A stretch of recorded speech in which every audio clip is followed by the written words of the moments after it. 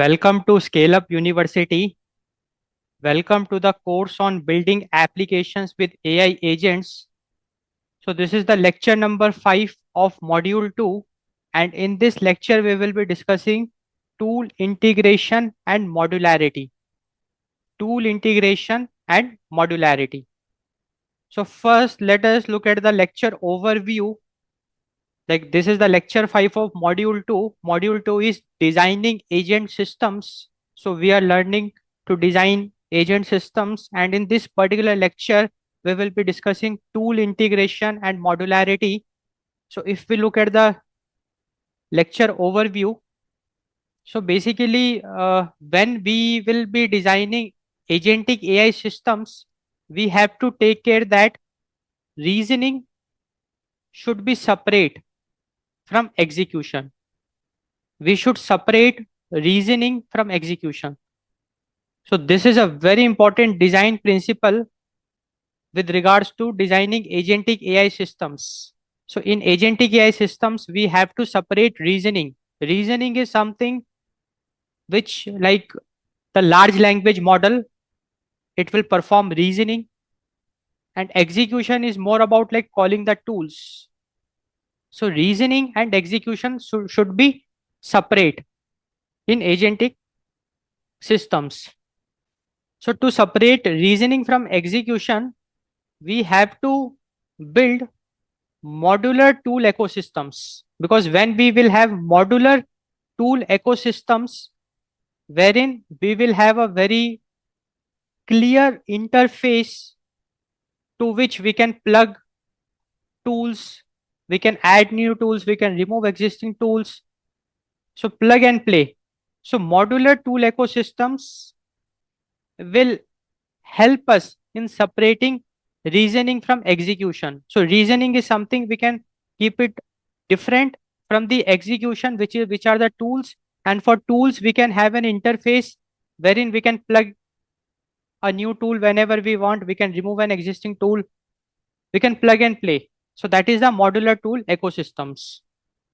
So with this design principle, like tool integration and modularity, we can design flexible, scalable, and maintainable agent systems. So if we can separate reasoning from execution by building modular tool ecosystems, by considering the tool integration and modularity, then our agent systems will be more flexible, scalable, and maintainable. And in this lecture, we will learn how to build modular tool ecosystems. This lecture is about tool integration and modularity, wherein we will be learning to build modular tool ecosystems. And hence, this lecture will teach you to design flexible, scalable, and maintainable AI systems, agentic AI systems. So this lecture will be foundational for building scalable production grade AI agents. So in this lecture, we will be looking at why tool integration matters in agent systems, plug and play tool design, decoupling reasoning from execution, tool registries, abstraction layers, swappable tool backends, avoiding hard-coded tools, designing reusable capabilities, modular skill design, putting it all together, reference architecture, design checklist, and common mistakes. So all this we will discuss, all these topics we will discuss in some good detail in this lecture itself, one by one. Now we will discuss tool integration, like why tool integration matters in agent systems. So if we look at like why tool integration matters in agent systems, so tool integration, it transforms an AI from a thinker into a doer, because without tools, AI is just a thinker. Large language models can give you some very good strategies, it can do the planning for you. But with tools, with tool integration, it can also execute those strategies. So with tool integration, AI becomes doer. So tool integration transforms an AI from a thinker into a doer. And if we talk about agents, AI agents are not just LLMs. AI agents, they become powerful when they can call APIs, when they can execute code, when agents can access databases, and when AI agents can interact with the real world systems. So the real power in AI agents is when they can act, they can call APIs, they can execute code, they can access databases, they can interact with the real world systems. And in like if we talk about the workflows in agentic systems, we can have a modular workflow and also a hard coded workflow. So it will decide the agility factor.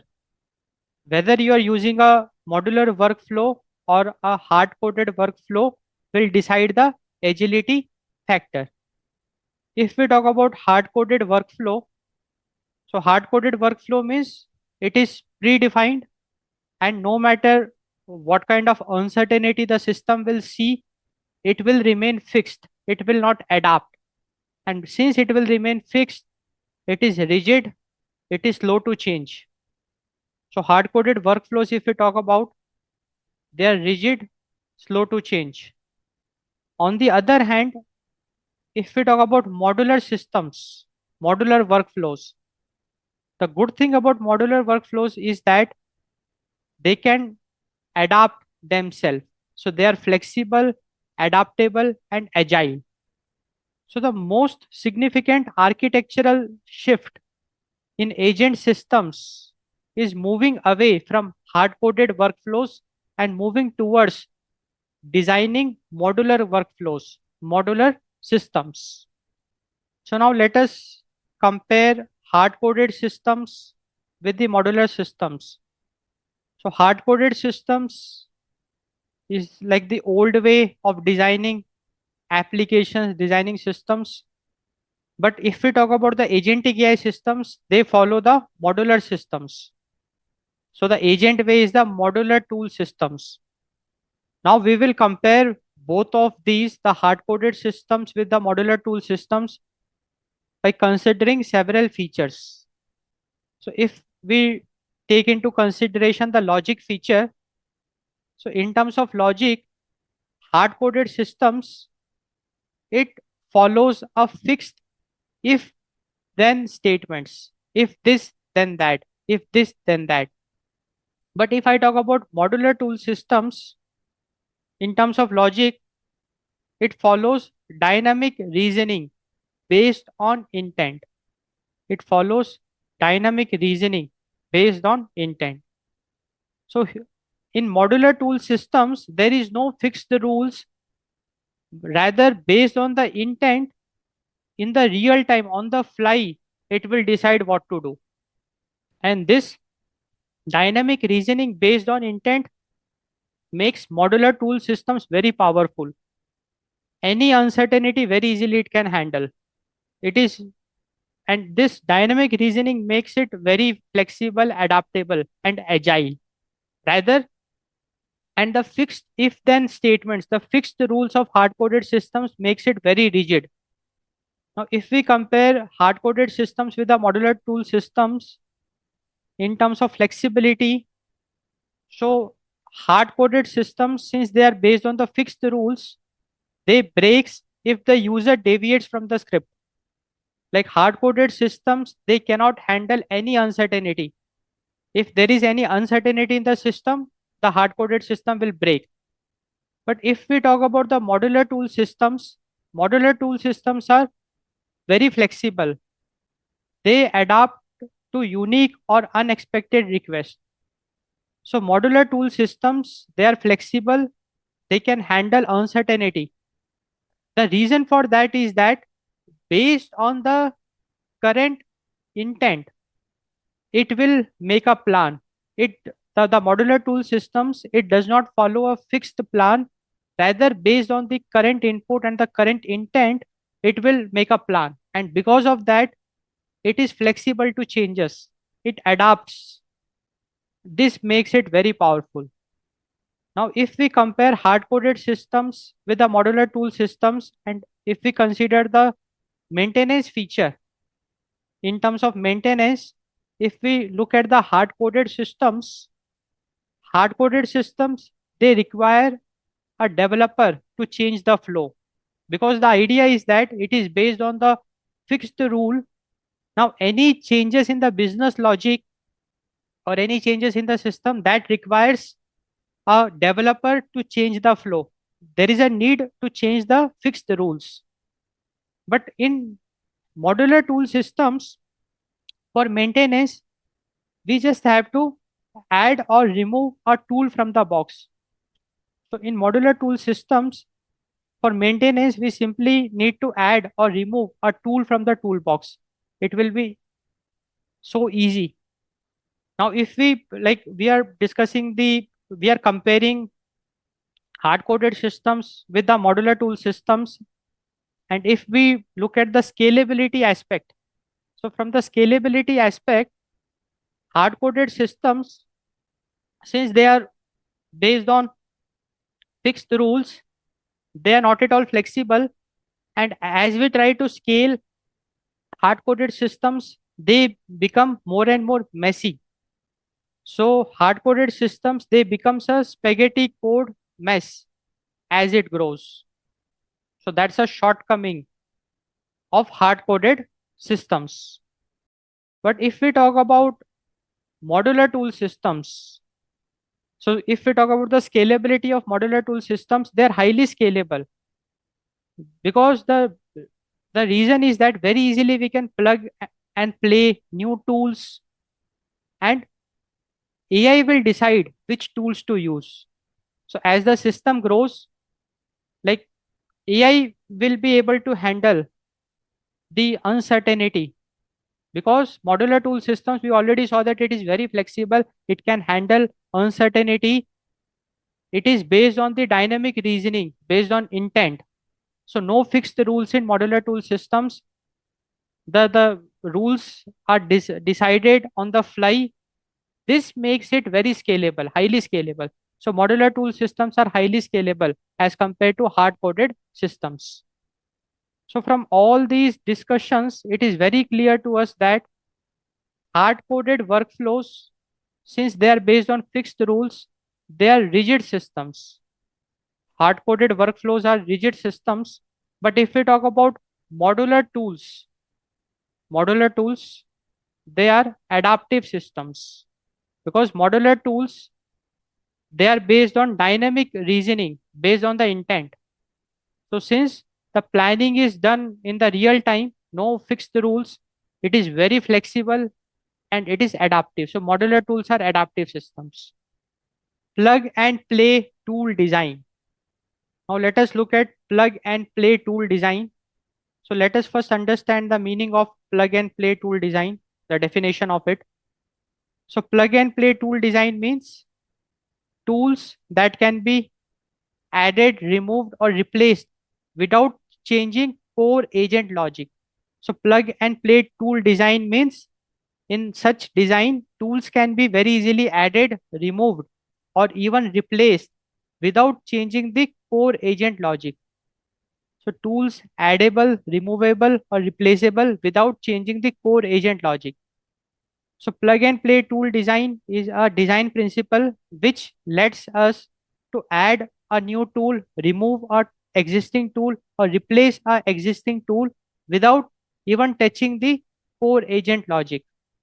So the agent should not need to know the inner workings of a tool to use it effectively. So in plug and play tool design, agent does not need inner working knowledge of the tools.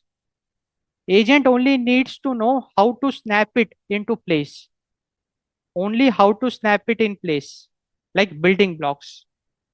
So plug and play tool design, this design principle is like tools should be very easily pluggable to the agent, wherein agents are completely unaware about the tool's internal workings. Agent should just know that, okay, what that tool can do, how to call it, and what response an agent can expect. Only that information agent needs to know.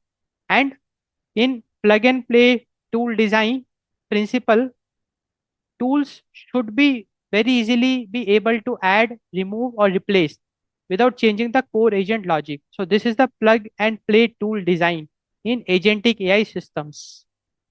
Now let us look at the characteristics of plug and play tool design. Characteristics of plug and play tool design. So in a plug and play tool design, we have standardized interface. So we have a standardized interface. So every tool follows the same structural wrapper. So every tool, it has to follow the same structural wrapper. So we call it the standardized interface. And with this, it will be very easy to plug any new tool we want, replace an existing tool, or remove an existing tool. So in plug and play tool design, the AI agent will have a standardized interface and every tool follows the same structural wrapper. So this is one very important characteristics of plug and play tool design. Now other characteristics, if we look at, so plug and play tool design, we have self-descriptive metadata. So every tool will have a self-descriptive metadata. So tool will have some metadata which will describe like what that tool is about, what it can do, what inputs it will take, what will be the format of the output. So self-descriptive metadata, and agent uses this self-descriptive metadata of a tool to decide when and why to call a particular tool. So in plug and play tool design, every tool will have a self-descriptive metadata like information like the name of the tool, the description, like what that tool is about, the inputs it can take, the outputs it can generate. And now the third very important characteristics of plug and play tool design, it is the independent execution. Now this is very important. Now every tool can execute independently. Like when the tool is executing, it has nothing to do with the AI agent. So that is the independent execution. So a plug and play tool contains everything it needs to run. So a plug and play tool, it contains everything needed to run, like its own libraries, runtime environment, logic. It does not rely on the agent's memory or other tools to function, making it highly portable. So plug and play tool, if I talk about it, is highly portable, wherein every tool has got its own runtime environment. It has got everything it needs to run. The libraries, the logic, the authentication, authorization, and a tool is completely independent of agent, like agent's memory or any other tool. So this is a very important characteristic of a plug and play tool, that is the independent execution. So here we have a tool. So everything the tool needs is there with it. A tool will run it, run on its own independently without depending on the agent's memory or any other tool. So we looked into the characteristics of plug and play tool design, wherein we saw that agentic AI, the AI agent, it should have a standardized interface wherein every tool, every plug and play tool will follow the same structural wrapper. Every plug and play tool will have a self-descriptive metadata like the name of the tool, the description, what it can do, the inputs it can take, the outputs it can generate. And this self-descriptive metadata will help agent in deciding when and why to call a particular tool. And plug and play tool, they execute independently. Like they contain everything they need to run, and they run independently without depending on the agent or any other tool. So these are like some very important characteristics of plug and play tool design. Now let us look at an example to get more clear understanding. So now we will look at a tool interface example. So now we are looking at a self-descriptive metadata of a plug and play tool. So as we can see, we have a parameter called name, which is the name of the tool. And here we are talking about a weather API tool. The description, it tells us that what that tool can do. So this tool can fetch current weather. Then we have inputs, like the inputs which this tool can take, the parameters. So this tool can take one input parameter, that is the city, and the data type is the string, and the outputs, like what response can we expect from this tool. So this tool will output temperature, which is the float data type. So we looked at an example of a tool interface, like example of a plug and play tool, the self descriptive metadata we saw. So every tool will have a self descriptive metadata where we will be having the name of the tool, the description, like the what the tool does, the inputs, the outputs. Now let us look at plug and play tool design principles. So now we will discuss the design principles. So basically design principles are the rules you follow to ensure the agent does not get confused or break the system. So design principles are like very important rules to prevent confusion and system breakage. So design principles are the rules which prevents the confusion and system breakage. So for plug and play tool design, the design principle, if we talk about, input output schema consistency is very important. So as we already saw that every plug and play tool follows a standardized interface wherein input output schema, it follows a standard input output schema. And because of that, because of the standard input output schema, there will never be any confusion or system breakage. If we talk about plug and play tool design principle, so plug and play tools, we have stateless execution. So this is very important, stateless execution. So the plug and play tool, they should not remember previous calls. Every time it runs, it starts from scratch. So that is what is stateless execution is. And this is very important because with the stateless execution, we can keep the system very simple. And stateless execution will keep the things very simple, no complications. So stateless execution means the tool should not remember the previous calls. Every time the tool runs, it starts from scratch. So no memory of previous calls. And by being stateless, the tool is more resilient and easier to test in isolation. So now it's very clear to us that the plug and play tools, it has to be stateless. And one more very important design principle is the clear documentation. Clear documentation. So in agent systems, documentation is for the large language model. And why documentation is important? It is not for humans, but it is for large language models. Because we know that in agentic AI systems, large language models will be the orchestrator. They will be calling the tools. And in order to call a tool, large language models should be aware of the tool. And they will be aware of the tool if they are provided with a clear documentation. If they know that, okay, it has a tool which can perform this set of actions, then definitely LLM will be aware that, okay, it has got certain tools with certain capabilities, and wherever there is a need, it can call a particular tool. So clear documentation. So now we looked into some very important design principles for plug and play tools. So plug and play tools should follow a standard input output schema, so that very easily we can plug it to any AI agent. Plug and play tools, they should follow stateless execution. So it should not keep a memory of previous calls.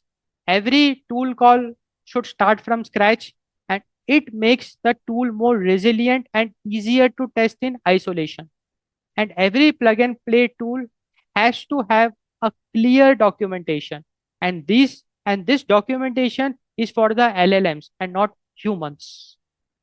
Now let us look at the benefits of plug and play tools. Let us look at the benefits of plug and play tools.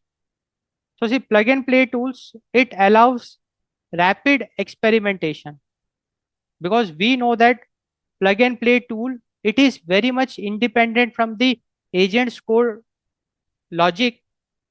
Very easily we can plug it, we can test it, we can run it in isolation, and we can perform rapid experimentation to test a particular feature, to test a particular functionality. So plug and play tools, it allows rapid experimentation, easy upgrades. Very easily we can upgrade a plug and play tool, because any changes you make in the plug and play tool, it has nothing to do with the agent system. Agent system is very much independent of the plug and play tool. And this isolation, this modularity makes things very easy. So plug and play tools, if we talk about the benefits, easy upgrades and reusability across agents. Reusability across agents. So this is something very interesting. Like, let us suppose you designed some very interesting plug and play tools. Now you can use those plug and play tools across many different agents. So design, like once you put effort to design a tool, and you can reuse it wherever you want. So reusability across agents. So now we saw some very interesting benefits of plug and play tools, wherein we looked at plug and play tools. It allows rapid experimentation, easy upgrades, and reusability across agents. So with plug and play tool design, what result we can achieve? Let us look at that. The result we can achieve if we use plug and play tool design. So with plug and play design, your agent becomes a dynamic orchestrator. And what it means, let us see. So with plug and play design, your agent becomes a dynamic orchestrator. It means that you can give your agent a toolbox of 50 tools. For example, like you can give your agent a toolbox containing lots of standardized tools. For example, like 50 plus standardized tools. So now we have an AI agent which can access 50 plus standardized tools, and these tools are basically plug and play tools. These tools follow all the design principles of plug and play tools, like standard input output schema, stateless execution, clear documentation, and agent can access these standardized tools. And because they are standardized and they contain self-descriptive metadata, the agent will naturally pick. So with plug and play design, your agent can naturally pick the right tool every time for the job. So whatever the job needs to be done for a particular job, it will pick the right tool, because all these tools, the plug and play tools, they are standardized tools. They contain clear documentation. So the agent, the LLM is aware about the capabilities of all the tools.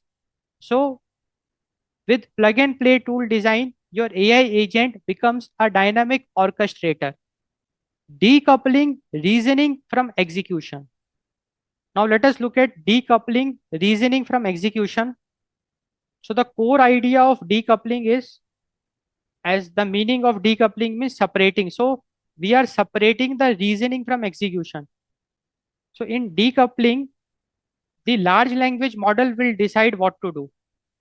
The planning, the strategy, the action plan will be done by the large language model. So the reasoning will be taken care by the large language model. Large language model will decide what to do. Reasoning will be done by the large language model, but the tools will handle how to do it. Tools will take care of execution. Tools will take care of execution. Tools will handle how to do it. Let us look at the architecture, like decoupling reasoning from execution. Let us look at an architecture like how we can decouple reasoning from execution. So we know that large language model will take care of the reasoning and tools will handle the execution. So the idea is that the user query, first it will be sent to the large language model, which will be responsible for reasoning. And large language model will decide what to do, what tool to call. Like for a particular job to be done, for a particular task to be accomplished, large language model will decide like what kind of tool is needed. So large language model will select an appropriate tool, because there will be lots of tools available for the large language model, and it will pick the appropriate tool, and that tool will get executed. And tool execution is a separate process, because tool execution has nothing to do with the large language model. A tool will get executed separately, and while it is getting executed, it can interact with the large language model. It can exchange its response, get some inputs from the large language model. That is possible, but tool execution is separate from the LLM. And once the tool gets executed, a result is generated, and that result can be sent back to the LLM to frame it, so that the final answer can be sent back to the user. So this is the architecture how we are able to decouple reasoning from execution, wherein whatever the user query is, first it is set to the first it is sent to the large language model. Large language model will decide what to do, what tools to call. It will select an appropriate tool. That tool will get executed. While executing, that tool can interact with the large language model, but that tool is very much independent from the large language model itself. The result of the tool execution is sent back to the LLM, and from LLM, the final answer is sent to the user. So this is the architecture, like how we decouple reasoning from execution. Now let us see why this matters. Like why decoupling is so important. Why decoupling reason from execution is so important. So see, without decoupling, like if we don't decouple reasoning from execution, then the problem is that large language model will do everything. Because if there is no decoupling, then large language model will be executing, will be taking care of the execution. And it can be slow. If large language model does everything, then the system will become slow and error prone also, because we know that large language model is not good in maths, in computations, like in some advanced calculations, or in some other task as well. So we need specialized tools for that. So if large language model does everything, because without decoupling, if we don't decouple, then large language model has to do everything, and then the process will become slow and error prone as well, because large language models can make mistakes and limited capability. There will be many things which large language models will not be able to do. But with decoupling, if we decouple the reasoning from execution, then instead of execution, like instead of doing everything, large language model will delegate a particular task to a tool. So a large language model will select a tool and delegate a particular task to a tool. And because of that, the system becomes efficient.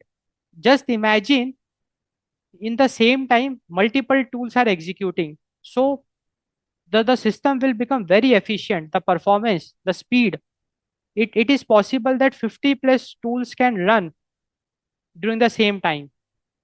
So that is very much possible. The system will become very efficient, and also we have specialized tools, so no scope of error, because those tools are specialized for a particular task. So we have extended capabilities, like we are adding skills. So we have infinite extensibility. We have infinite extensibility. Now it's very clear the importance of decoupling reasoning from execution. So if we decouple reasoning from execution, what benefit we get is, with decoupling, LLM need not to do everything. Rather, LLM will delegate. Because of that, the performance will enhance. The system will become more efficient. No scope of error and infinite extensibility. Let us look at an example. Let us look at an example. So user is sending a query that book a flight to Delhi tomorrow. So user is sending a query, book a flight to Delhi tomorrow. So this query will be sent to the large language model. This query will be sent to the large language model. Now large language model is responsible for the reasoning, wherein large language model will decide what to do. So what the large language model will do is, whatever the query is, it will identify the intent. So here the intent is booking a flight, and large language model, it is aware of all the tools which it can access, and it knows that for this query the intent is booking a flight. So it will automatically choose a tool, that is the flight API. So the large language model will choose a tool which is the flight API, and that tool will be called, that tool will be executed, and that tool will take care of booking the flight. And once the flight is booked, the flight information will be sent to the large language model, and large language model will rephrase it in a human understandable language and send it back to the user. That flight got booked successfully, and these are the details of it. So this is how decoupling reasoning from execution works, wherein large language model, rather than doing everything, is just taking care of the reasoning, taking care of what to do, and it will orchestrate, it will delegate, it will select the appropriate tool for a particular action. Like it will identify the intent of the query. Based on the intent, it will choose a tool. That tool will get executed. So reasoning is separate from execution, and this is what decoupling reasoning from execution is. Tool registries. So now let us look at tool registries. So first let us understand what do we mean by tool registries. The definition of tool registries.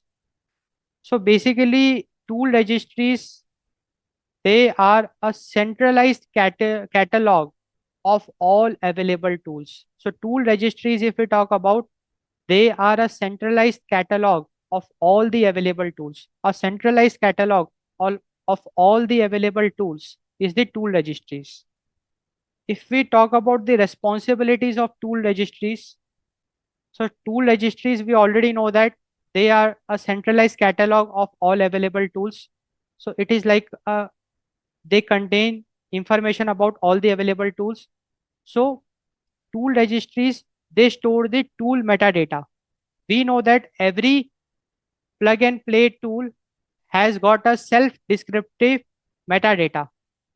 So tool registries store the tool metadata, like the name of the tool, the version of the tool, the input output schema, the description, natural language description, like what the tool is about, what it can do.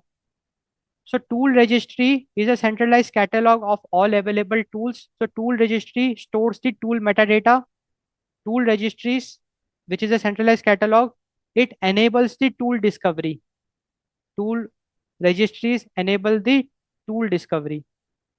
So tool registries, it allows the agent to browse available capabilities. And tool registries, they also match tools to tasks. they match tools to tasks. So when a user request comes in, the registry helps the system narrow down which tools are relevant.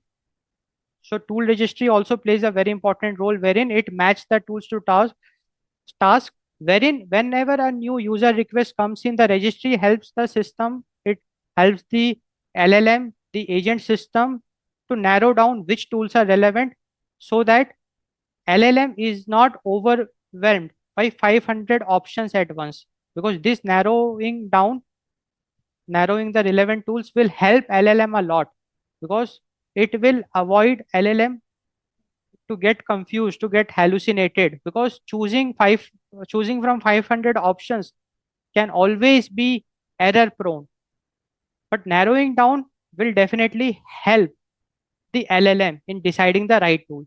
So now it's very clear to us that if we talk about tool registries, they are a centralized catalog of all available tools. So tool registries, they store the tool metadata like the name of the tool, the version of the tool, the input output schemas, and the natural language description containing the what the tool is about, what the tool can do. Tool registries, they enable discovery, they allow the AI agents to browse capabilities, and they also match tools to tasks. So tool registries, they narrow down relevant tools based on the user request, which will further help the large language model in choosing the right tool. Let us look at registry structure. So this is how a tool registry looks like. So this is the first tool. This is the second tool. Like that, this tool registry will have all the tools. So as we can see, for every tool, it is storing the tool metadata. For every tool, it is storing the tool metadata, like the name of the tool, the capability, and the API endpoint. For some tools, it can also store the API endpoint. So the idea is that when that tool will be called, automatically a particular API will be called. So we have another tool called search API. The capability is information retrieval. So this is what a tool registry looks like. So it is a centralized catalog of all available tools.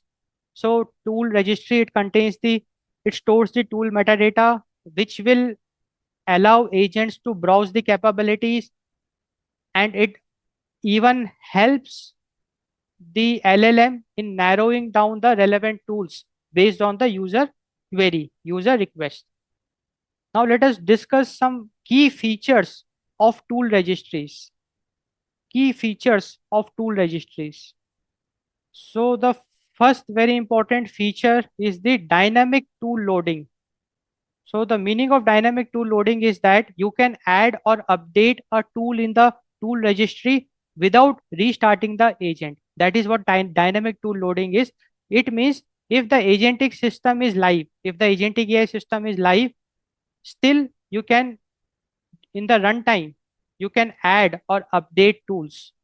There is no need to restart the agent.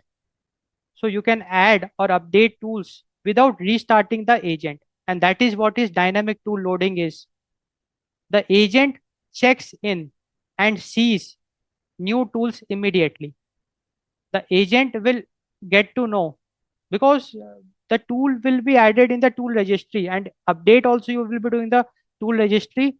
So agent will check in and see the new tools immediately. So that is what dynamic tool loading is.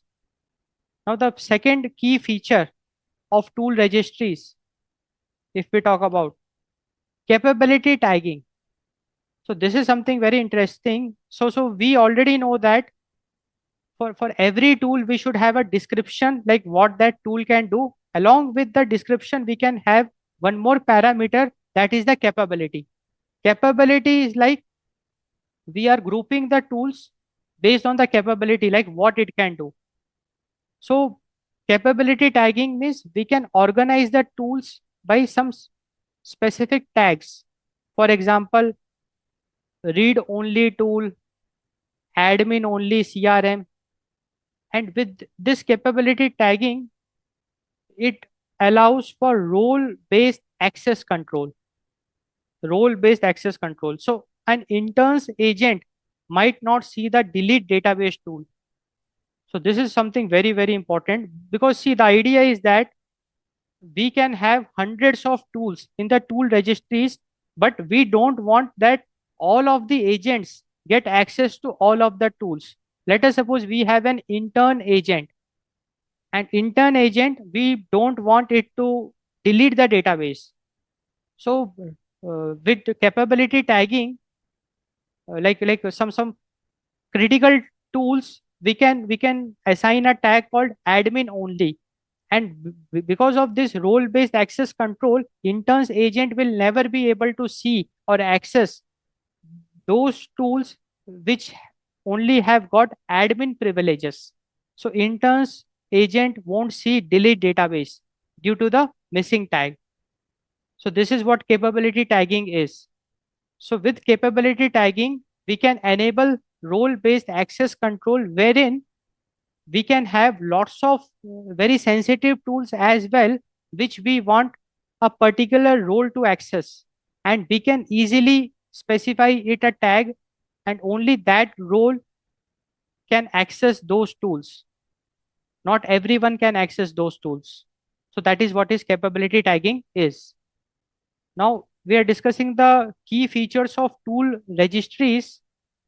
So one more very important key feature is the search and filtering. Search and filtering. So high speed indexing that allows the system to filter tools based on latency, cost, or specific parameters. So basically, tool registries, they also enable high speed indexing, because of which like search and filtering can be done. So high speed indexing for filtering based on latency, cost, or specific parameters. So agentic AI systems can filter tools. Agentic AI systems, especially the large language model, it can filter the tools based on latency, cost, or specific parameters because of the high speed indexing of the tool registries. So tool registries, they support search and filtering, wherein the agent system, the LLM, it can filter tools based on latency, cost, or specific parameters. So that is what search and filtering is. Now let us discuss one advanced concept with regards to tool registries, and that concept is semantic tool selection. Semantic tool selection. Now, as the name suggests, semantic tool selection. So, in semantic tool selection, the large language model, it chooses a tool based on the meaning and not the name. So that is what semantic tool selection is. So in semantic tool selection, large language model, it chooses the tool based on the meaning and not the name. So that is semantic tool selection. Now, what benefit we get using semantic tool selection? Let us understand that.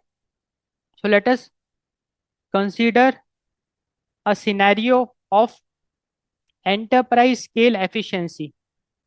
Now let us suppose we have a very big company which is making use of 1000 tools.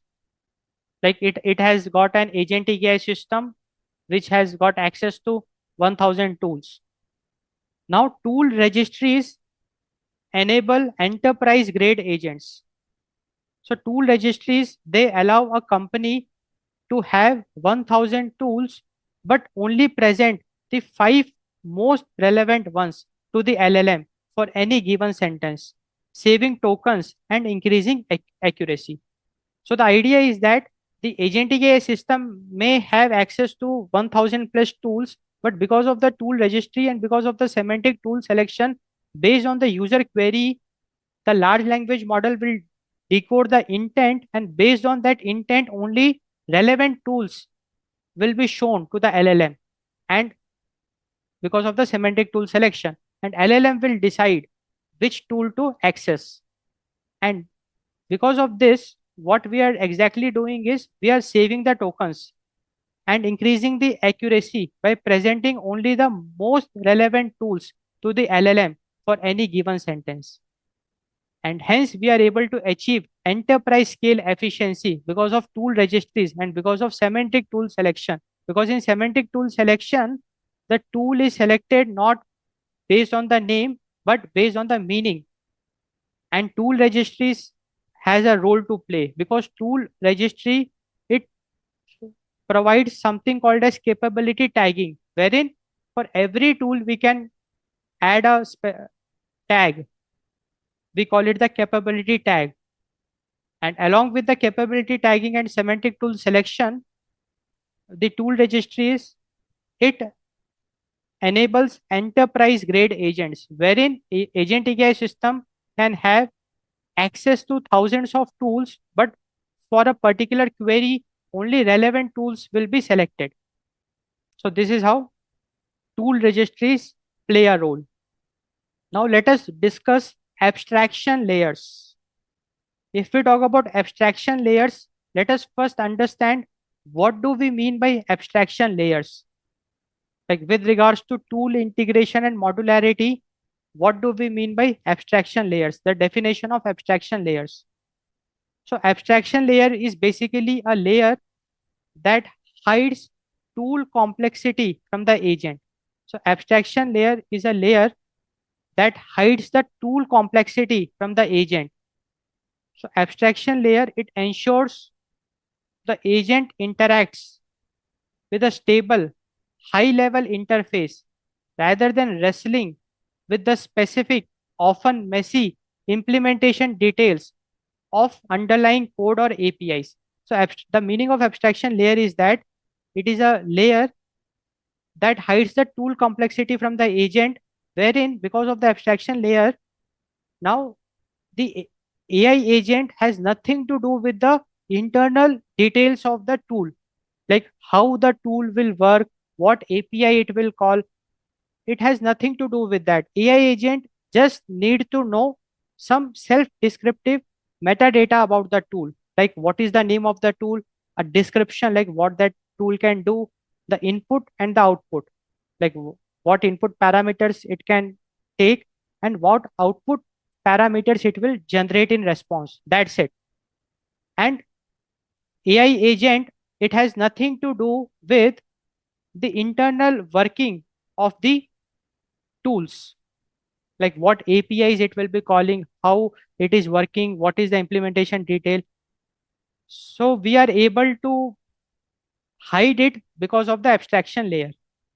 So if you consider a scenario, just imagine if there would be no abstraction layer. So without abstraction layer, agent, the AI agent had to wrestle with the actual API implementation details, actual implementation details of the tools.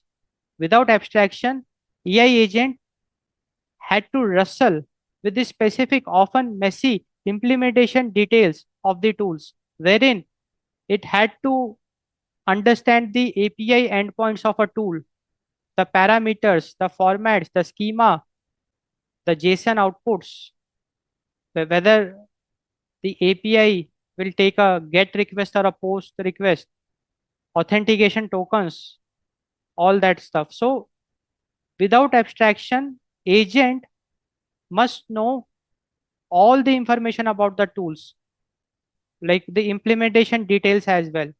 And definitely it can be very messy. It can be very messy. But with abstraction layers, with abstraction layer, agent just need to know the some self-descriptive metadata about the tool, like the name of the tool, what input parameters it can take, what output response it will generate, and a natural language description telling about the capability of the tool. That's it. With abstraction layer, agent need not to be worried about the implementation of the tool. So how things work is, we have an agent knows the name of the tool and the input parameter. So agent will directly just call that tool. It will call the tool and pass the city. That's it. And here abstraction layer is in action. Because of this abstraction layer, now the agent is totally unaware about the implementation detail. So implementation detail is hidden from the agent. Agent just know that, okay, this is the name of the tool and I have to pass the city. So it will just pass the city. That's it. And underneath, actual API implementation calls will be done by the tool itself. The tool will call the weather API, and now authentication tokens, get request, post request, that all will be taken care by the tool. Agent need not to worry about that. So tool will call the API, generate and response, and the tool will just give the response back to the agent. So this is what abstraction layer is about.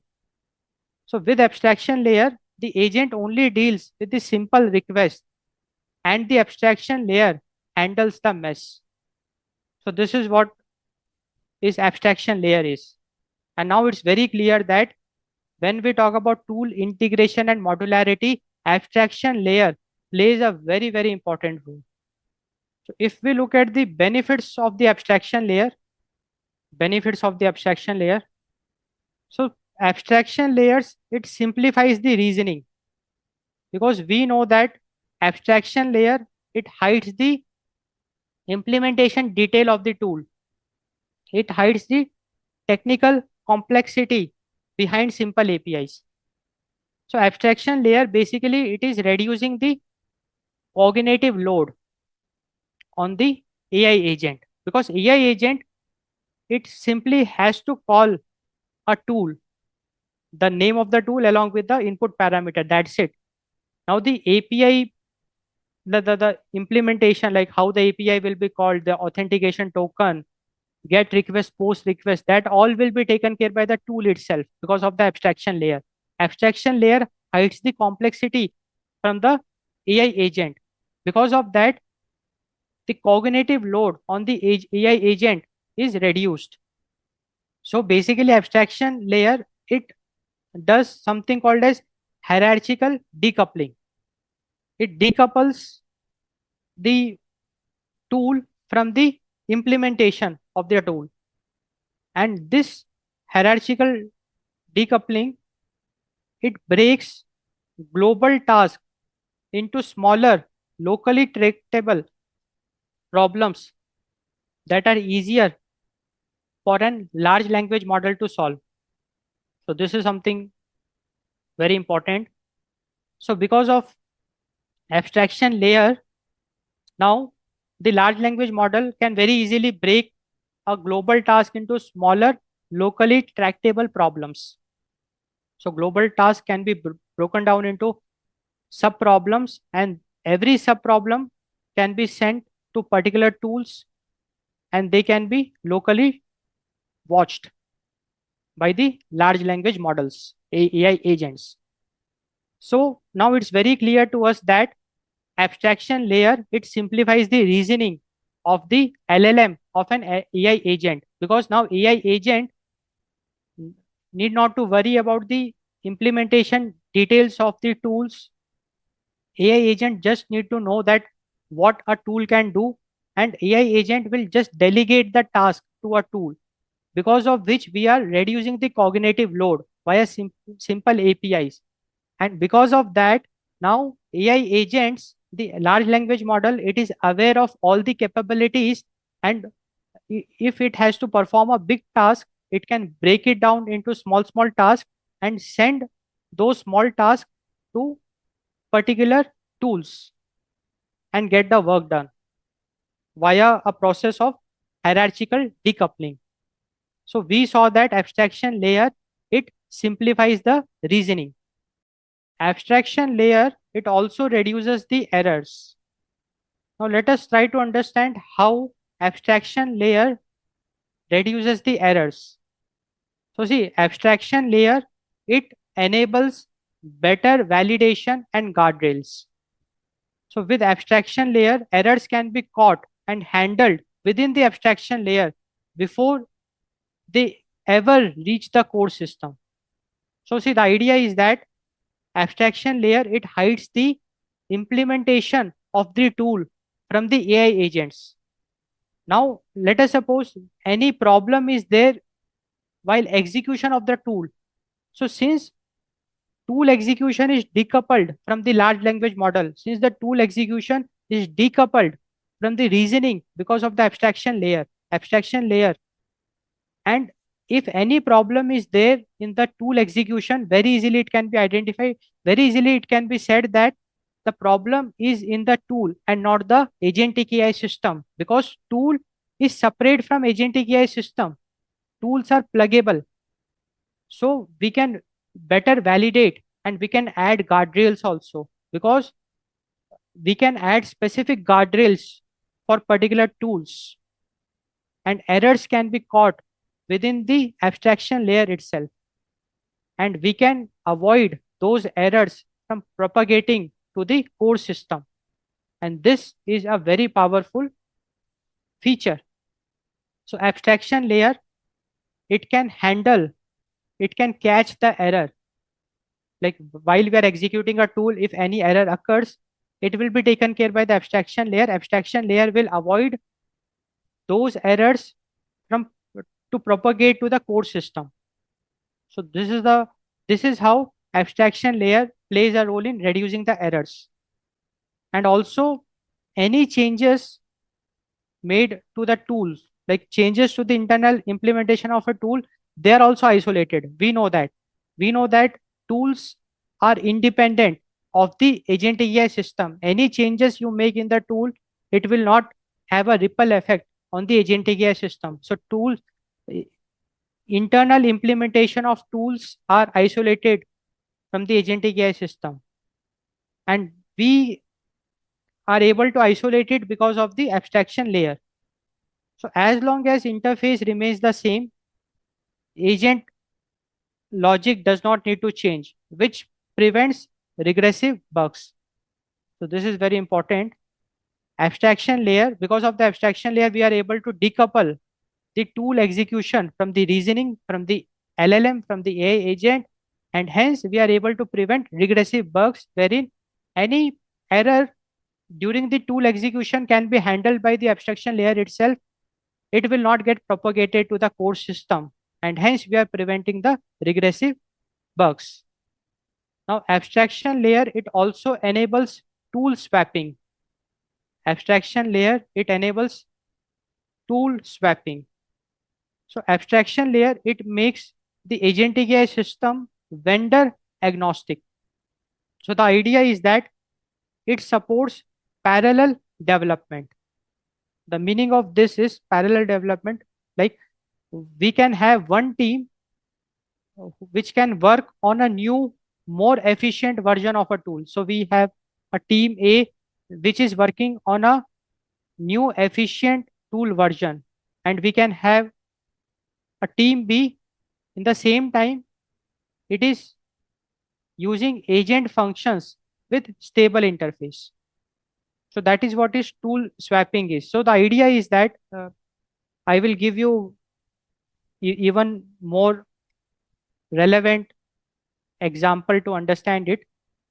Tool swapping, it's a very important concept. So see, the idea is that because of the abstraction layer, now the AI agent has nothing to do with the tool implementation. AI agent has nothing to do with the company of the tool. Like I am using a tool of Microsoft, Oracle, Google. AI agent has nothing to do with that. AI agent just know that these are the tools which I can access because of the abstraction layer. Now, if as a developer I feel like I need to use a new tool in the market, I have to replace an existing tool with a new tool. Very easily I can do because of the abstraction layer. Because of the abstraction layer, very easily I can swap tools. And hence, my agentic AI system will become vendor agnostic. Let us suppose I am using a particular tool of a company, and now it is charging me high. It is charging me high. Then I can very easily swap that tool with any other vendor, because my system is vendor agnostic because of abstraction layer. Because now the agentic AI system is very much isolated from the tools. It is like plug and play. I can very easily plug new tools. I can replace existing tools. I can remove existing tools because of the abstraction layer. Abstraction layer hides the implementation detail of the tools from the agentic AI system. So abstraction layer enables the tool swapping. Now let us look at an example to get a clear picture. So let us suppose I have a tool. The name of the tool is get weather, and it is taking a parameter called city. Now the AI agent just need to call this tool get weather pass the city, and what is happening inside it, AI agent is totally free from that. AI agent has nothing to do with how this tool will get executed. AI agent just know that what this tool can do, what is the name of the tool, and what inputs it has to supply. That's it. Now, once this tool is called, the abstraction layer will take care of the execution of it. So once this tool is called, weather API will be called, and this implementation detail is hidden from the AI agent because of the abstraction layer. So this is how abstraction layer plays a very important role in tool integration and modularity. Abstraction layer enables decoupling of the reasoning with the execution. Because of the abstraction layer, we can decouple the AI agent with the tools. Now we will discuss swappable tool backends. So the core idea is to replace tools without affecting the agent behavior. So the idea is to isolate the tools from the agent's core logic. So in our agentic AI systems, tools should be swappable. Like if we replace tools, it should not affect the agent behavior. So that is the core idea of swappable tools backend. So now let us look at some example use cases of swappable tool backends wherein we can replace tools without affecting the agent behavior. So if we look into the example use cases, so if we consider the use case of search, so if we are already using Google API for search, we can swap it with Bing API. Similarly, if we are using payments, like for the payments use case, we can swap the Stripe with Razorpay. So that is the use cases of swappable. Swappable tools means we can swap the tools, we can replace the tools without affecting the agent behavior. So let us suppose for maps, initially you might be using Google Maps, and if you want to swap it with Mapbox, you can do that without even affecting the agent behavior. It means without even touching the agent code. From the backend, you can just replace the Google Maps with Mapbox, and agent will behave the way it used to behave.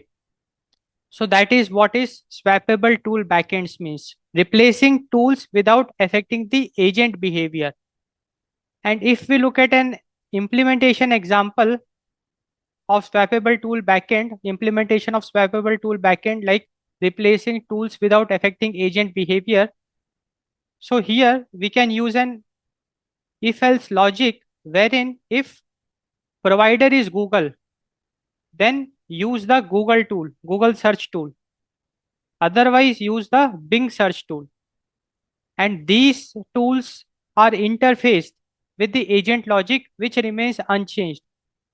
Regardless of whatever search tool you use, agent logic will remain the same. Agent logic will remain untouched. It will remain the same. So agent logic will just call a particular tool, whether it can be a Google search tool or Bing search tool. Agent logic will remain unchanged. So this is what is swappable tool backend is about. If we look at key insight for swappable tool backends, so one very important insight is that in swappable tool backends, we replace tools without affecting the agent behavior. So agent logic remains unchanged.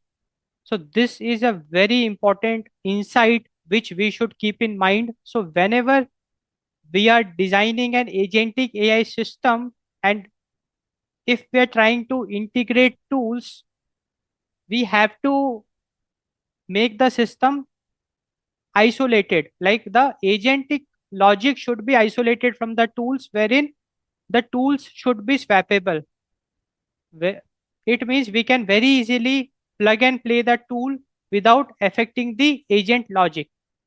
So this is what swappable tool backend is about. Avoiding hard-coded tool chains. So avoiding hard-coded tool chains. So now let us look at a problem. So if you use fixed pipelines means fixed rules, rigid structure, like step one, after step one, step two, then step three. So it's a fixed pipeline. So fixed pipeline is like very rigid. It is not at all flexible, not flexible. And it breaks under uncertainty. It breaks with new requirements. So that is what is hard code means. Hard code means fix the pipelines, fix the rules, hard code, hard coding the logic. Hard coding the logic means we are fixing the logic, we are fixing the logic, we are fixing the pipeline, fix the rules. And definitely, if the rules are fixed, it is not at all flexible, it is not adaptable, it breaks with the new requirements, it is not at all flexible, it cannot handle uncertainty. If we look at an example of an hard coded workflow, so first search, then summarize, then answer. So it's a hard coded workflow. No matter what, it will always follow this flow. Now we should avoid hard coded tool chains. So in agentic AI system, definitely we perform orchestration, we link the steps. So definitely we should not follow hard coded tool chains. So the solution is that we should go for dynamic orchestration. So here the idea is that the agent, the large language model, which is responsible for reasoning, it should decide which tool to call. Like for a particular query, the large language model should interpret the intent, it should decode the intent, and based on the intent, it should decide which tool to call, when to use that tool, and in what order.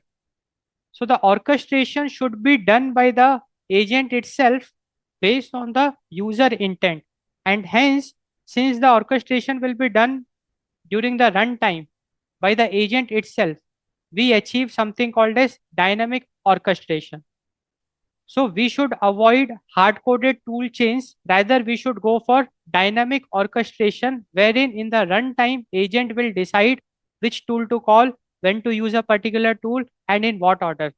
So that is what is dynamic orchestration is. And with dynamic orchestration, based on the user query, the large language model will interpret the intent, it will decode the intent, and based on that, it will decide that, okay, sometimes skip search. It's not that always it has to search, because now the orchestration is dynamic. So based on the user requirement, the agent can decide to skip search. The agent can sometimes call calculator, and agent can sometimes ask for clarification, human in the loop. So that is the power of dynamic orchestration, wherein there is no fixed rule, but in the real time, based on the user query, the tool chaining is done, the rules are decided, and based on that, the tools are called. And that is what dynamic orchestration is. So the idea is very clear that in agentic AI system, with regards to tool integration and modularity, we should ensure that we should not hard code tool chains. Rather, we should go for dynamic orchestration, wherein the agent in the runtime will decide how to call the tools, which it will select the tool, it will select the order. So that is what is dynamic orchestration is. Based on the user query, based on the intent of the user, we should go for dynamic orchestration. So that's the idea. Now we will discuss designing reusable capabilities. So designing reusable capabilities. So first let us understanding the meaning of designing reusable capabilities. So we should build tools as generic capabilities, not task specific hacks. So the idea is that whenever we are designing the tools, we are building the tools, we have to consider the reusable capabilities, meaning that we should build tools as generic capabilities and not task specific hacks. Because if we are building tools as generic capabilities, we can reuse it. And that is the main idea. So we should design tools considering that it should be reusable. So we should build a tool as generic capabilities and not specific and not task specific hacks. If I look at an example of a bad design, so let us suppose I design a tool called calculate discount for Flipkart. Now this tool is applicable, like it this tool can only calculate the discount for Flipkart. It is task specific, and since this tool calculate discount for Flipkart, it is task specific, we cannot reuse it to calculate discount for any other product or platform. So this is an example of a bad tool design. So we should avoid building tools like this. Rather, we should consider some good practices wherein we should build a tool as generic capabilities. So here we are you like building a tool called calculate percentage. Now this tool is highly reusable. The reason for that is using this tool very easily we can calculate the percentage. Like this tool you can reuse it like wherever you want to calculate the percentage you can make use of this tool. So this is an example of a tool with generic capabilities, capability of calculating the percentage, and this tool can be reused. So that is the idea, designing reusable capabilities. Let us look at some more examples, like capability examples. So let us look at the capability of math. So for the math capability, a generic tool would be a calculator, because this calculator, it is generic in nature. You can perform whatever calculations you want. So you can solve a tax tip, a rocket trajectory, or a discount. So the idea is that for a particular capability, if you are building a tool, you should build a tool as generic capabilities so that we can reuse it. We can reuse the capabilities. So calculator is like a very generic tool. We can make use of it in different scenarios. So this is an example, capability example. Similarly, for retrieval capability, for information retrieval capability, we should consider a generic tool such as search API. Now this search API is a very generic tool because with this we can use it in different contexts. Like we can make use of the search API to find a news story, to find a technical documentation or a person's bio. So that is the retrieval capability. So for the retrieval capability, we are considering a generic tool, that is the search API. Similarly, for storage capability, the generic tool we should use or build is the database, because in this database we can store whatever we want. So that's why it's a reusable capability, because the database as a tool is very generic in nature. We can use the database to save a user's preference, a shopping list, or a high score. Similarly, for communication capability, we can use a tool such as email or SMS, because these are like very generic in nature. Because using email and SMS, we can send whatever email we want. So can be used for sending email, SMS, or Slack by just changing the channel parameter. So now it's very clear that in order to accomplish a capability, definitely we will be needing tools. So we should build tools as generic capabilities rather than task specific hacks. So the advantage of generic capabilities is that our tools will have reusable capabilities. We can reuse it wherever we want, and it makes the tool even more powerful because it will be reusable. So the key principle we should consider is, like, if we talk about tools, we should build the tools once, like build once and use everywhere. So that is the key principle. So now it's very clear that whenever we are building new tools or designing tools for capabilities, we should try to build it once and use it everywhere. So we should make it reusable. And how we can make it reusable? By making the tool generic and not task specific. So we should build the tools as generic capabilities and not task specific hacks. So that is the idea. Modular skill design.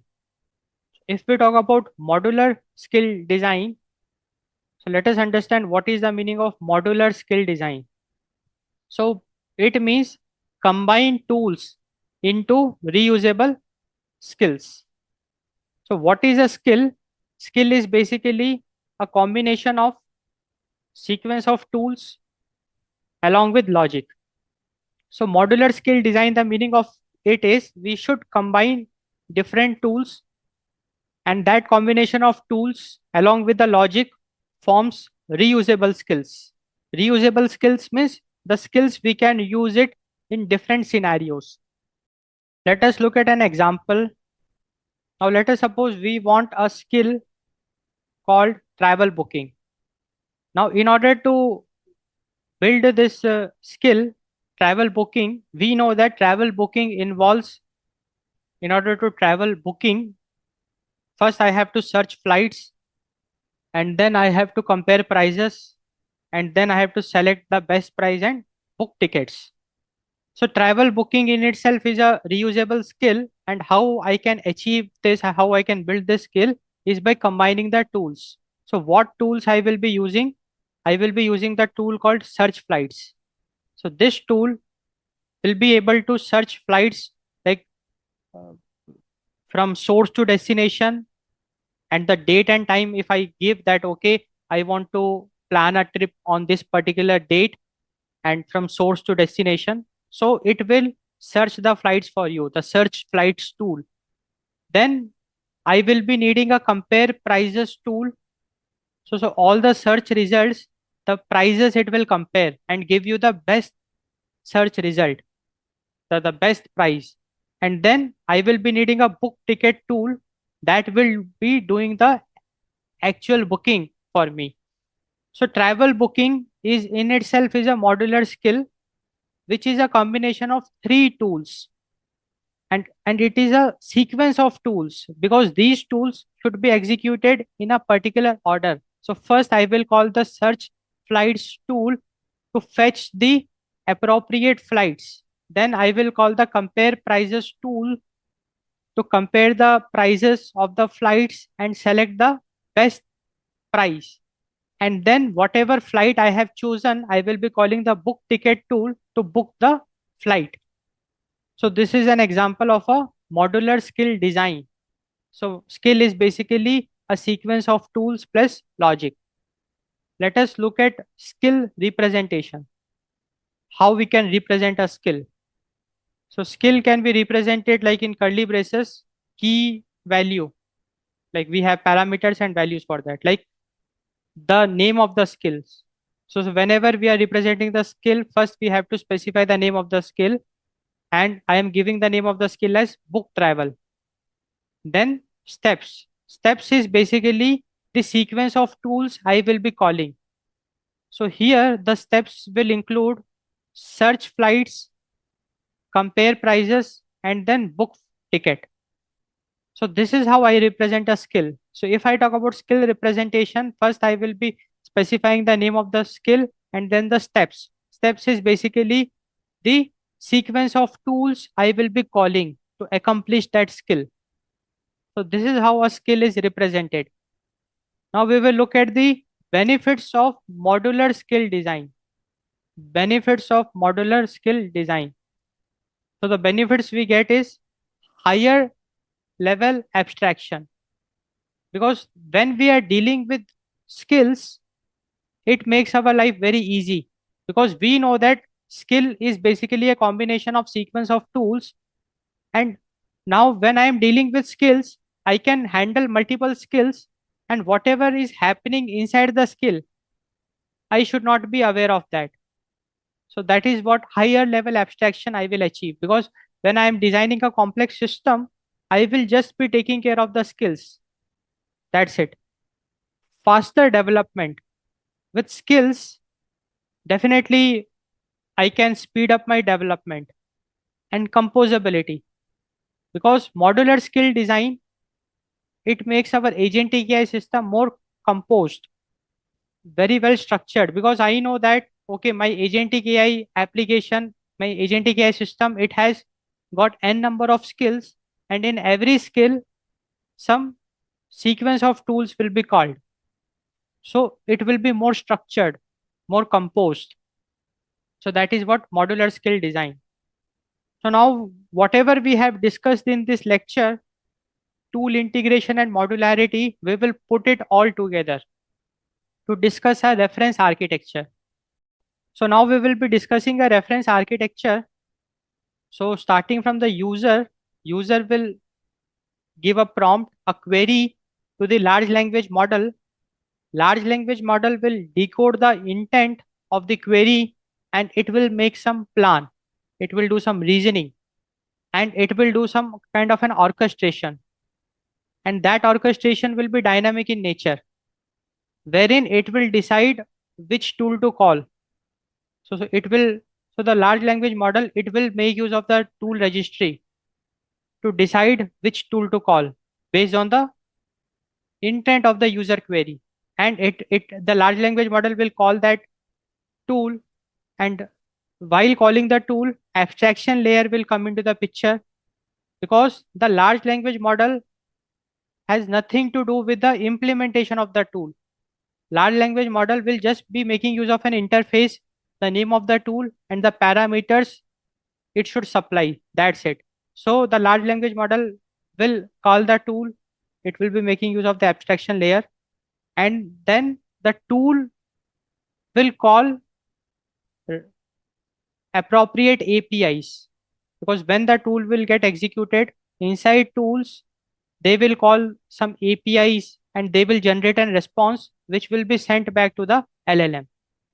So this is what is tool integration and modularity is. And here we are able to achieve a clear separation between the reasoning and the execution. So reasoning is taken care by the large language model, and the tools will take care of the execution. Tools will take care of the execution. So the idea is that these tools are plug and play, they're swappable. You can replace the tool, and if you're replacing a tool, nothing will happen to the core agent logic. So this is what the modularity is, and the tool integration is. Very easily we can swap a tool, we can add a new tool. That is possible. So now it's very clear that here what is happening is that if I talk about tool integration, I will be needing a tool registry. It will contain the list of all the tools, and the large language model will refer the tool registry to get an idea that what tools are available for it. So tool registry will also contain self-descriptive metadata, meta information about the tools, like the description of the tool, what that tool can do, the capability of the tool. So large language model will make use of the tool registry to find what tools are there for it. And for a particular prompt, the query, it will decode the intent, and then it will decide which tool to call. It will call the tool, and while calling the tool, the large language model, it will be making use of the abstraction layer, wherein it will be just calling the name and the input parameters. And then when the tool is executed, it will run some logic. It might call some third-party APIs, do some computations, processing, generate response, and send that response back to the large language model. So this is how the tool integration and modularity works.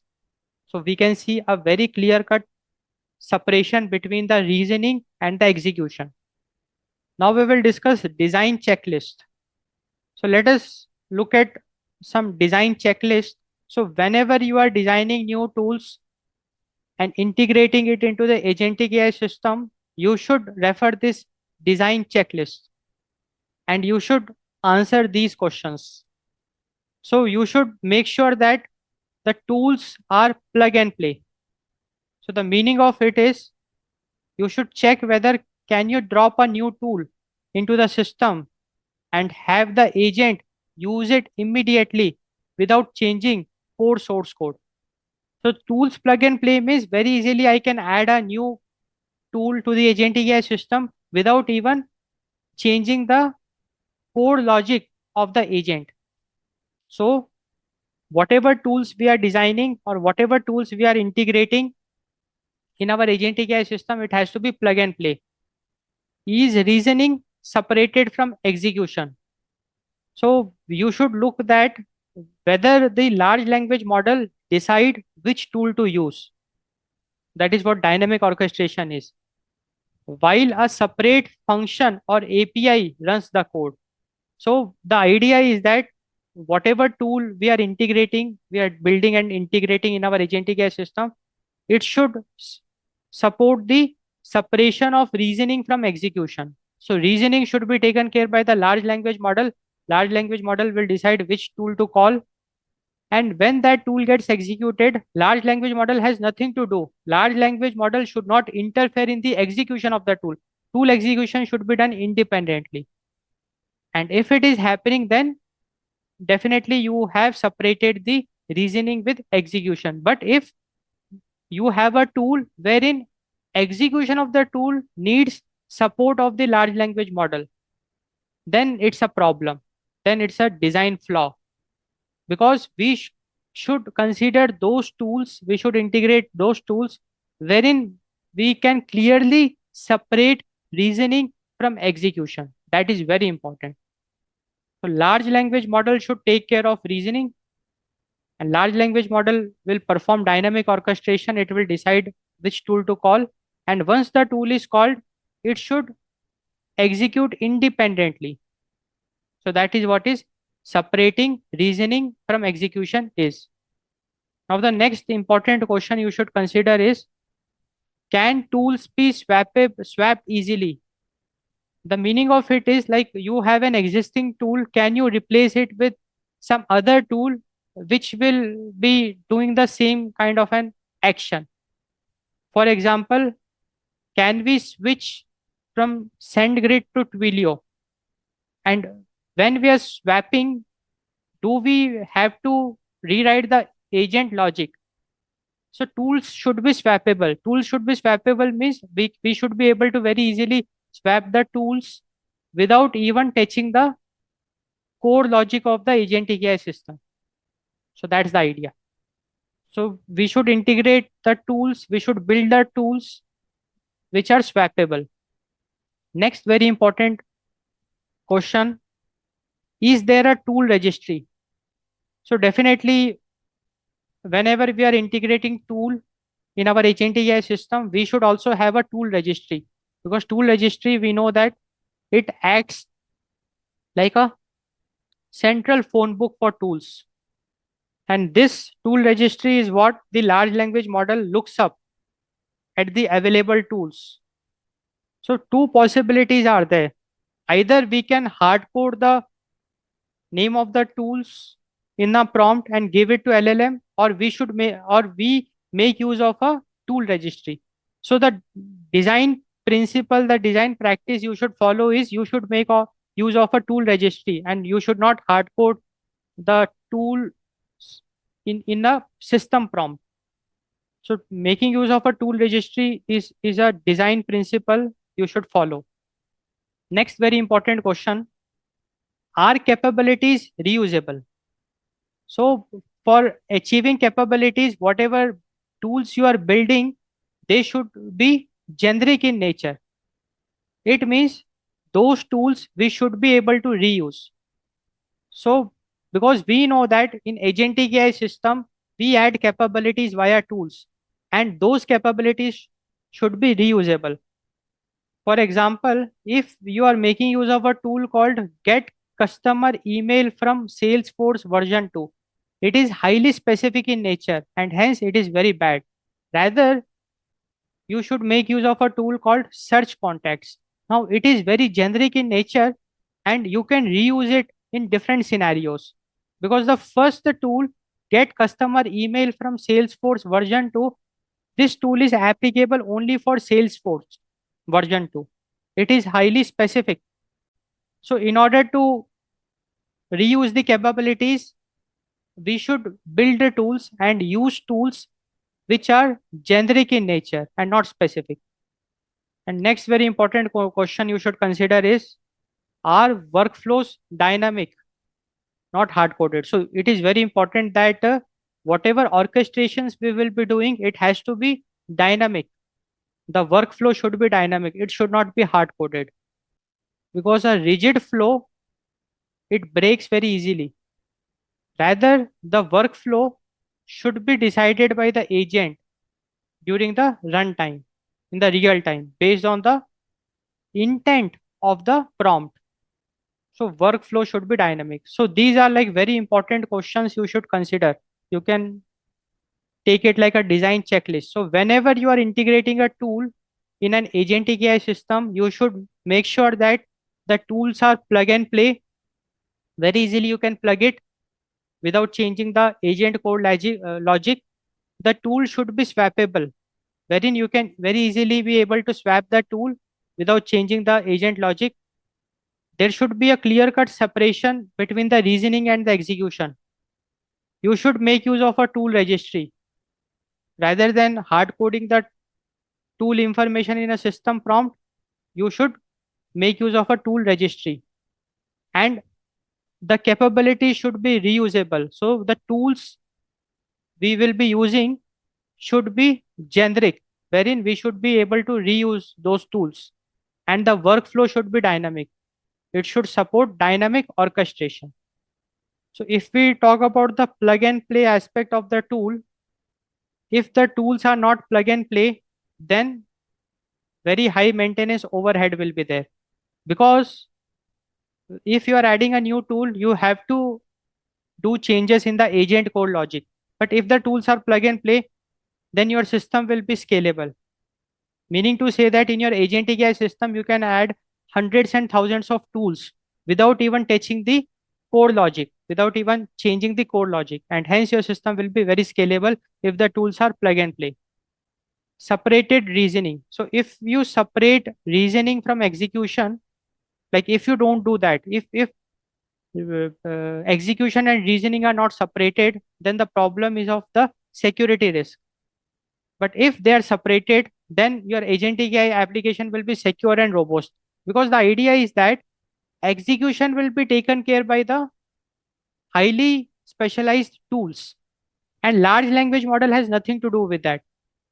And if large language model take care of the execution, then it might make mistakes. So security risk will be there. Next very important consideration, are the tools swappable? If tools are not swappable, then there will be a vendor lock-in. Like, because whatever vendor you are using, the tool of a particular vendor, you will stick to it. Because changing the tool will be a very big headache if the tools are not swappable. But if the tools are swappable, very easily you can replace the tools. So your agentic AI system will be future proof. Now, next very important question, tool registry. If you are not making use of tool registry, then you cannot integrate thousands of tools in your agentic AI system. Then your agentic AI system will be small scale only. It will support only some n number of tools. But if you are maintaining a tool registry, it will be very easy for you to manage even thousands of tools via the tool registry. So your agentic AI system will be enterprise ready. Your agentic AI system will be enterprise ready. Now, next very important question is reusability. Like, the tools, are they reusable? if the tools are not reusable, then you have to write unnecessarily many different tools. So we call it redundant code because tools are not reusable. So for every capability, you will be end up writing a tool. So redundant code. And if tools are reusable, then your agentic AI system will be lean and efficient, wherein you will make use of the tools wherever you want. So lean and efficient. And next very important aspect is the workflow dynamic. Like if your agentic AI system does not support dynamic orchestration, and if it is following a fixed workflow, then your agentic AI system will be rigid and brittle. It will very easily break. But if it is supporting dynamic workflow, dynamic orchestration, then your agentic AI system will be adaptive and intelligent. Then your agentic AI system will be adaptive and intelligent because of dynamic orchestration. In the real time, it will make a plan, it will decide the workflow, and hence the agentic AI system will be very flexible, adaptive, intelligent. It will be able to handle uncertainty as well. So these are like very important design checklists we discussed, and this will help you. Like if you follow all these design principles, then you can make an agentic AI system which is highly scalable, secure and robust, future proof, enterprise ready, lean and efficient, adaptive and intelligent. Now we will discuss common mistakes to avoid. So let us now look at some common mistakes which we should avoid. So we should avoid tight coupling between LLM and tools. So LLMs and tools should be separated. LLM is responsible for reasoning and tools are responsible for execution. So the mistake is writing tool specific instructions directly into the LLM's system prompt.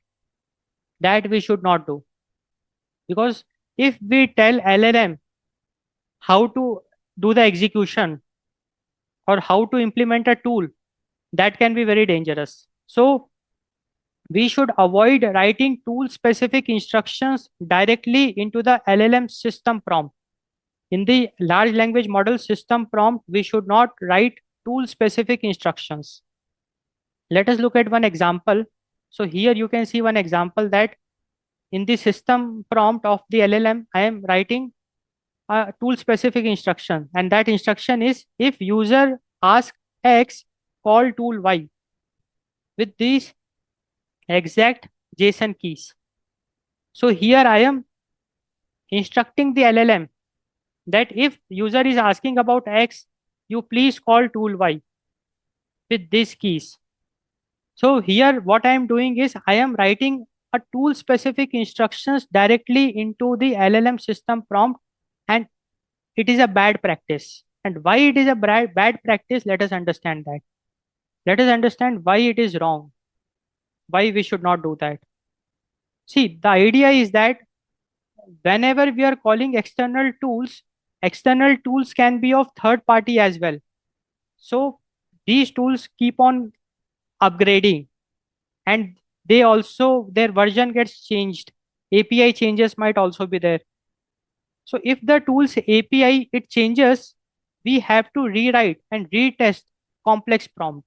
So once again, the idea is that uh, the tools are mostly third party in nature, wherein it will be making use of some specific APIs. And what if the format of those APIs it gets updated? Instead of taking 2 parameters, now the API is taking 3 parameters. So I have to pass 3 parameters. So if I have given the tool specific instructions directly into the LLM system prompt, I have to go to the LLM system prompt and make a change. I have to add 3 parameters now. So I have to rewrite and retest the complex system prompt. So that in itself can be very hectic. Hectic. Just imagine thousands of tools you have. So thousands of tool specific instructions will be there in the system prompt. and maintaining that will be a very tough task.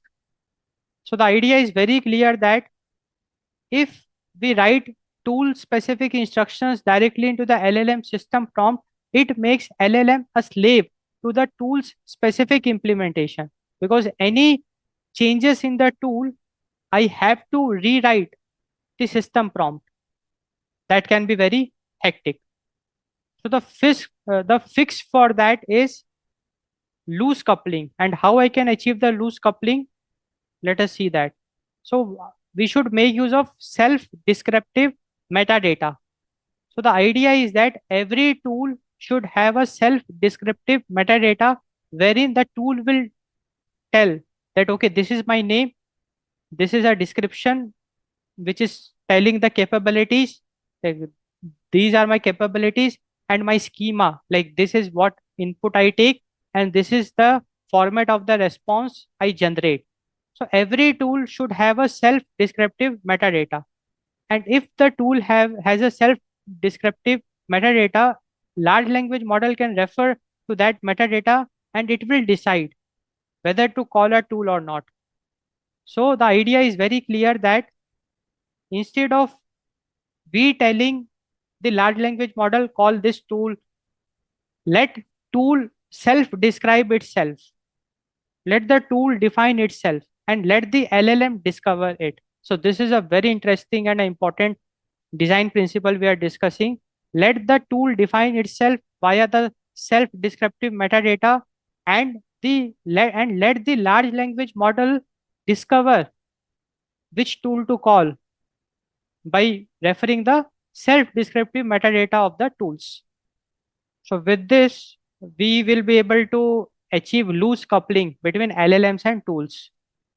Now, the next very common mistake which we should avoid is hard coding the tool sequences. So the mistake we should avoid is forcing the agent to follow a fixed path. Like, if we give a system prompt to an agent telling that, like if we give a system prompt to a LLM telling that, okay, for this scenario, if this scenario occurs, always runs tool A, then tool B. So it's a fixed path. So we should never force agents to follow a fixed path. The reason for that is if the large language model it follows a fixed path, the system becomes very rigid. It will not be able to handle uncertainty. Uncertain situations it will not be able to handle. And just imagine if tool A it fails or provides unexpected result, whole chain breaks. In that scenario, whole chain will break. And we know that large language model, they can handle failure. They have the ability to pivot or retry based on real-time feedback. But with the fixed path, if we follow the fixed path, we basically take away that capability of agent. We take away the ability of the agent to pivot or retry based on real-time feedback. So rather than hard coding tool sequences, we should let agent decide. So we should build dynamic workflows where the agent reviews the output of the first tool before deciding what the next logical step should be. So the solution is we should consider building the dynamic workflows wherein agent will review the outputs of a particular tool before deciding next logical step.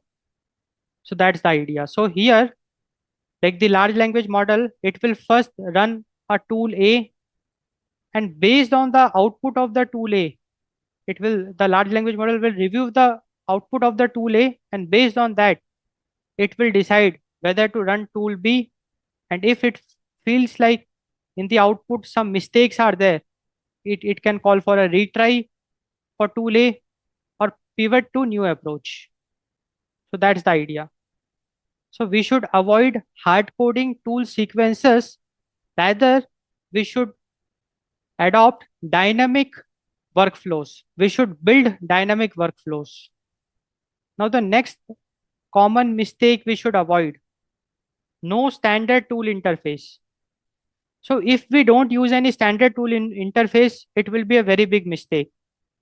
Because if standard tool interface is not there, then to call a tool, like every tool will have a different format and agent will get puzzled. The large language model will get puzzled. So if each tool has its own unique way of being called, for example, one tool, it will be needing a flat string, another will be needing a nested JSON, and I have a tool C which will be needing a specific header. So if there is no standard tool interface and every tool, each tool has its own unique way of being called, then the agent will get confused. So with no standard tool interface, agent gets confused and it starts hallucinating. It hallucinates wrong formats, which in itself increases the error rate because the agent has to remember 50 different styles of interaction, which can be very confusing for the agent. So the fix for this problem is standardized wrapper. So we should follow a standardized tool interface, for example, JSON schema. So we should enforce a standardized wrapper like a JSON schema. So every tool looks and behaves the same from the agent's perspective. So if we follow a standard tool interface, it will be very easy for the agent because there will not be any confusion or hallucination because every tool, each of the tool will be following a standardized wrapper. So consistent input. So now it's very clear that we should have a standard tool interface.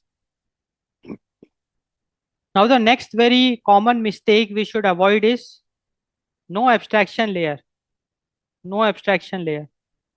So the mistake is giving the agent direct access to raw low level functions. So see, if there is no abstraction layer is there, then agent has to interfere with the implementation details of the tool. So if there is no abstraction layer is there, then what will happen is that the agent, the large language model, it will interfere in the execution of the tool, in the implementation of the tool, wherein there might be scenarios wherein agent has to decide how a tool will operate. Agent will tell that, okay, now execute this SQL query, now do this, now do that. Agent might be given direct access to raw database itself. And just imagine if large language model is given the direct access to a raw DB, it can be a very big security threat. Because if a user can very easily send a malicious prompt, and with that prompt, entire data of the database can be wiped off. Because agent can very like has direct access to the raw database because of the absence of abstraction layer. So when abstraction layer is missing, agent has to interfere in the implementation of the tool, uh, and it will be having direct access to raw low level functions. And the consequence can be very dangerous, like security and reliability nightmare. Agents can delete data tables accidentally, and they can also struggle with syntax errors. So the fix for this problem is we should have a abstraction layer, because with abstraction layer what will happen is abstraction layer it separates the reasoning from the execution. Abstraction layer it separates the reasoning from the execution, wherein because of the abstraction layer now agent will never interfere in the implementation detail of a tool. Rather, agent will just know how to call a tool and what parameters to pass to call a tool. So agent will just call a tool like get user profile is the name of the tool along with the parameters. Agent will just call the tool, and when the tool will get executed, that tool will take care of the low level implementation details. And since the tool is taking care of the low level implementation detail, your agentic AI system is very much secure, because now if you give no matter how many malicious prompt you give, agent cannot access the low level implementation details or the resources. Agent can just call the tool, and then that tool will decide what to do. So here we are separating the reasoning from the execution because of the abstraction layer. So abstraction layer handles the messy logic safely behind the scenes, because a tool is called and that tool will take care of the low level implementation details, and hence our agentic AI system will be more secure and more reliable. So we should make use of an abstraction layer. Next common mistake to avoid is, like, we should not use task specific tools. We should not use non reusable tools. So it's a very big mistake of using task specific tools, like check air quality in Delhi on Tuesdays. So it is very, very specific. Just imagine if you have a tool like check air quality in Delhi on Tuesdays. It is a very specific task specific tool, and it is not at all reusable, because the consequence of using a task specific tool is that you end up with tool sprawl.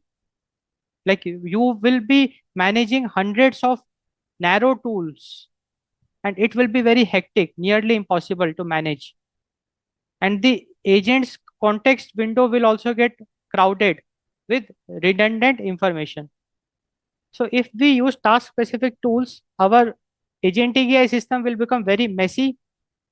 We would end up managing hundreds of narrow tools. The brain of the LLM, it will become crowded with redundant information. So the fix for it is, we should use specific tools. We should build specific tools. So we should build atomic capabilities which can be reusable. So we can consider building a tool like get weather. Now it is very generic in nature, and in the parameter we can just pass the city and date. So whatever city and date you will pass, this same tool will give you the result. So it is an example of a generic tool which is highly reusable in nature. So one tool solves 1,000 problems. So we should make use of reusable tools, generic tools, rather than going for non-reusable tools, task-specific tools. So now let us look at the common mistakes, like in a glance, like the common mistakes we should avoid.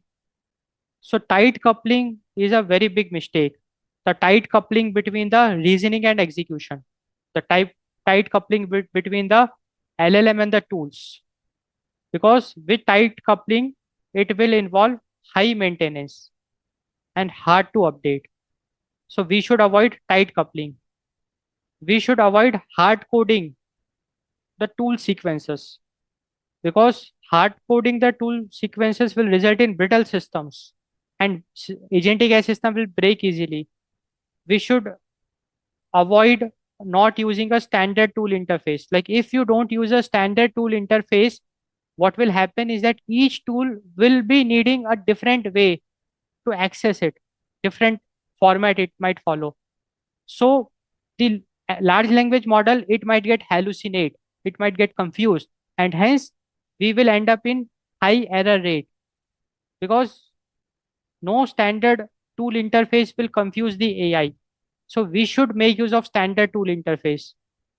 If there is no abstraction layer, then large language model will get access to low level implementation details. Like, large language model will be directly accessing the database and other critical resources. And just imagine, with some malicious prompts, we can wipe off the data from the database, and we can get access to some critical resources that can be very risky. So if there is no abstraction layer, there will be a security risk, and it can be dangerous. So we should make use of abstraction layer in our agentic AI systems.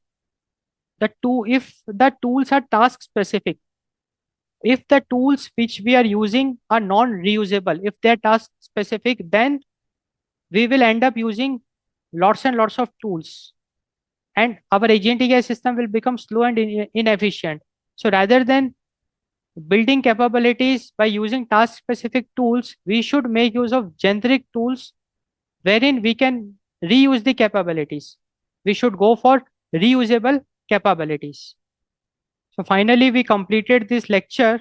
In this lecture, we saw in some good detail tool integration and modularity.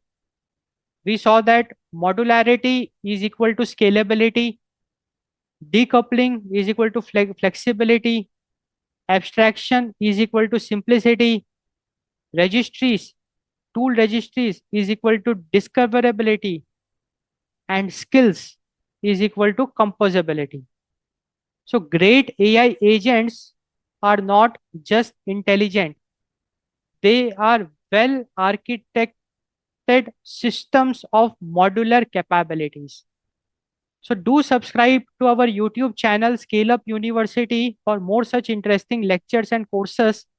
Thanks for watching. Thanks for your time.